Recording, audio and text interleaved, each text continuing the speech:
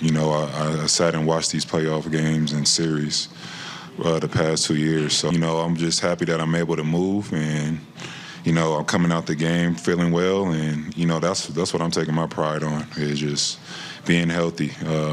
I'll just keep playing, try to stay in the zone, no matter if I'm missing or making shots. So, in Game 1, where the Nuggets capitalized on the Clippers' mistakes, making them pay for everything, this time, the Clippers upped the intensity and were locked in all the way. Listen, I don't care what anyone says. You might call it a foul, but I'll call it a fight. And in playoff basketball, this physicality is what I love to see, as this steal right here leads to a slam. When you lose the first game in a series due to your own mistakes, this is where it's time to elevate the connectivity on the floor, as on this play, Harden calmly sends it over his head once the double is initiated. Zoo then takes his time scanning the floor when catching to then send it over to Batum, and with a no-dip 3, this one is pure money. This right here shows you how level-headed the Clippers came into this game after a loss, and although Harden had an extremely slow first half, it was Kawhi Leonard who came out hot.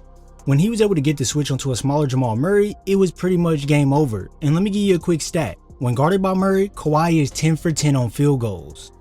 So basically, it was practically a weight room session, as Leonard would just plow right through him to get to his spot, and with Jokic right there to contest, Kawhi decides to fade back to sink this from 10 feet out.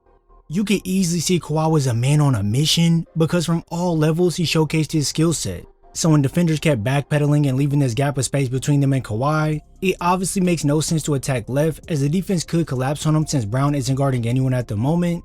And if he was to go right, well, he'd run right into the biggest defender Denver has, and that's Nikola Jokic.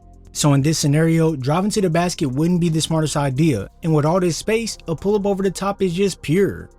When it comes to the playoffs, you want to make things as simple as possible so you don't exhaust too much of your energy, so that's why you'll see these ball screens with Murray involved for Kawhi to get this switch, because not only does it make it easier in terms of physicality, as now Kawhi doesn't have to battle with Gordon back and forth, but Jamal is also not that good of a defender, especially when it comes to guarding bigger guys like Leonard. So now Kawhi can easily attack the paint with the strength advantage, fake the spin and throw off Murray slightly, and with the refs calling a foul, this one ends in an and one. Now hold on, I'll give it to the Nuggets fans. That one probably isn't a foul, and Kawhi himself knows he maybe got away with one. So on this play here, after he uses that tween into a hezzy attack, he understands if he attacks Jokic head on, he might not get the call. So rather than continuing downhill into contact, he stops on a dime to rise up, and now 2 more points are added on the board.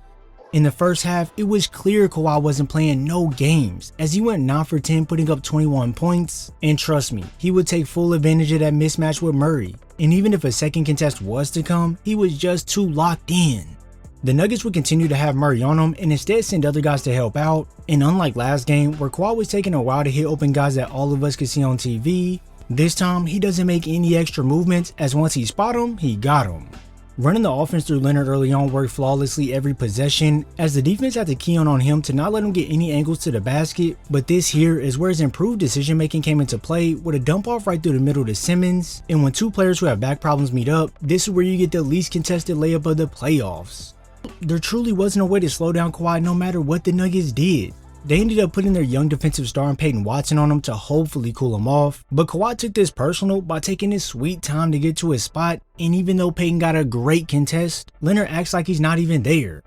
Time after time down the floor, Leonard would keep things simple, as he does so with his 1 dribble pull-up to knock it down at the end of the shot clock, and as I've discussed before, this is what makes him so effective. Take a look at this play here. When Kawhi is moving towards the ball from the left side of the floor, you're going to see Murray get up high to avoid getting screened by Zoo.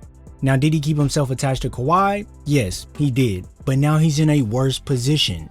When both of your only big guys in the game are on the opposite side of the floor Kawhi is attacking, this gives Leonard the perfect angle to curl to the paint to receive the pass, and as you can see, the backline defense drops down to hopefully stop an attack at the rim, but unlike other players who would make it way more difficult by pursuing the rim to draw a foul, Kawhi just rises up right where he catches, and this here's what I mean by simplifying your game so it can work in your favor. Everybody, do you see Murray and Jokic? They weren't even expecting a pull-up, so that's why they don't even have a single hand up. And this one right here is straight, wait. Everybody say it with me. And this one right here is straight cash. This poison control is exactly what you want to see from your star when you're down 1 in the series, as this can lead to hitting tough shots when nothing is available. And no matter who the defense sends at you to try and throw you off your game, you can still stay locked in and show them that nothing they do will work. this here is exactly what we've seen from Kawhi all night long, and I know that there's people out there that don't like the simplicity of his playstyle and even might call it somewhat boring, but when he elevates out of nowhere over defenders making it look like easy work, this is when you can see how special he really is. Like, nah, for real, seriously, if you need him to get a shot up before half to put your team in a good spot, then hey, no problem. If he knows his defender will buy hard on the attack to the rack, here's where Kawhi can use that cross step back to create all this space, and don't lie to yourself, that one was pretty nasty.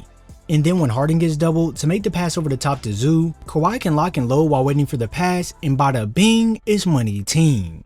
Kawhi was pretty much a force the Nuggets couldn't hold back, and although Harden didn't play up to the level of game 1, he still made some plays that lifted this team over the Nuggets. I know for some viewers, they might not even realize the subtle things that happen, but here on this action when Harden gets doubled, there's something he does that creates this entire play. Instead of trying to force a pass at this moment, or pick up his dribble and reverse it back to Batum, Harden instead welcomes the double by dragging it out further away from the paint, and this here does multiple things. It first buys him time to make a move, second, it gives Zoo the ability to roll all the way to the rim to get into position, and third, it makes the defense rotate over, so when and if Zoo is to catch the ball, he can send it right over to Derrick Jones Jr. for a 3. As we roll the film, you're going to see Westbrook gamble on the steal, which puts him totally out of position, and now Zoo is presented a wide open flush. This unselfishness from Harden allows him to always find the open man to set them up for a great look. In the same way he can find angles to facilitate the rock, he can use that skill to exploit angles to go score. Such as here when Brown closes out hard to take away Harden's 3-point attempt, I want you all to look at Christian's feet. Okay, now look, when that top foot is up high like this is the foot you want to attack. The reason being is because now Brown has to rotate his hips all the way around when Harden crosses over, and bam! You all can see that Harden has the advantage downhill, and look at the options that are now presented. Me and you both know that James loves to throw that lob over the top to Zoo, so that's why we see him pointing for James to throw it up. This here explains why it's so hard to guard Harden, because if you step up too early, he can send the lob up, but let's say you help just right but fail to put a hand up, well here's where you can use that float over the top of the defense for the bucket. Trust me, I understand that the pick and roll from Harden is deadly, but for the Nuggets and Nikola Jokic, you have to make a decision on what you're going to do, as you can't just allow him to get to the middle of the defense with plenty of time to decide which option he wants to take. You really have to make it hard for him and potentially send a double at him to make him pass it away, but then again, who are we kidding? Harden will then show you why he is one of the best scorers the game has ever seen. Late clock, 3 to shoot, James Harden! When you only win by 3 points, you truly needed your team to step up in a big way to help aid Kawhi, who put them on their back. And one thing I will say is that going into game 3, Harden will need to play better, and some of the bench players have to start pouring in buckets when they step on the floor. This Nuggets team isn't just going to lay down after one lost game, and with the Clippers going back home to the Dome, the pressure is going to be on for them to win in the new arena and showcase to everyone that this squad is for real. If you want me to continue breaking down this playoff series, make sure you comment below cash. And also, if you enjoyed this video, make sure you drop a like, subscribe, and turn on post notifications so you're first to know when I upload. I thank you all for your support, and I'll see you in the next video.